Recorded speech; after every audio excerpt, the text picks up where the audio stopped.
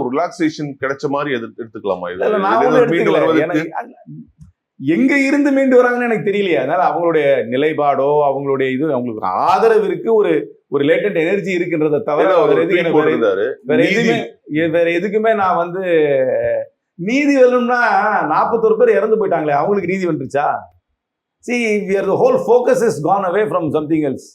இது வந்து இந்த 41 பேர் இறந்து போனாங்க, 100கணக்கான பேர் அடிபட்டிருக்காங்க, அவங்க மேல ஃபோக்கஸே இல்லையே. இது இந்த ராஜீவ் காந்தி அசாசினேஷன் மாதிரி கூட இறந்து போனது பேர எல்லாரும் மறந்துடுறாங்க. எல்லாருமே 23 பேர் இறந்து போனாங்க, அதை எல்லாரையுமே மறந்துடுறாங்க. அதனால இது அன்பார்ச்சுனேட்லி இவங்கெல்லாம் ஒரு மியர் ஸ்டாட்டிஸ்டிக்ஸ் ஆயிட்டாங்க. அந்த 41 குடும்பம் எவ்வளவு வேதனைப்படுது. அடிபட்டவங்க என்ன லெவலில் அடிபட்டுன்னு தெரியல எனக்கு. பெர்மனன்ட் இன்ஜுரி ஆனவங்க நிறைய பேர் இருக்காங்களா, இல்லைன்னா மேலோட்ட காயத்தோட போயிருக்காங்களா, யாருமே சொல்றது இல்லையே. அந்த ஃபோக்கஸ் போகாம இது வந்து நம்ம இந்த ஒரு வீடியோல பேசியிருக்காரு விஜய், அவங்களுக்கு எனக்கு காம்பன்சேஷன் கொடுத்திருக்காங்க. அதெல்லாம் எனக்கு ஒண்ணுமே தெரியாது. எனக்கு யார்கிட்ட பேசினாங்க, யார்கிட்ட காம்பன்சேஷன் கொடுத்தாங்க, அது அவங்களுக்கு மெக்கானிசம் இருக்கா, இல்லைன்னா அவங்க ஃபேமிலிஸ் ஐடென்டிஃபை மெக்கானிசம் இருக்கான்னு கூட எனக்கு தெரியாது. அதெல்லாம் எனக்கு